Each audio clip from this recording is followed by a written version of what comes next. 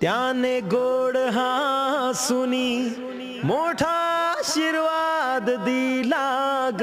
त्याने गोड हासुनी मोठा आशीर्वाद दिला ग. चला चला करूया नमन गणरायाला ग. त्याच्या आशीर्वादान करू सुरुवात शुभ कार्याला ग. अशी चिकमोत्याची माळ होती ग 30 तोळ्याची ग. चिकमोत्याची माळ होती ग 30 तोळाची ग.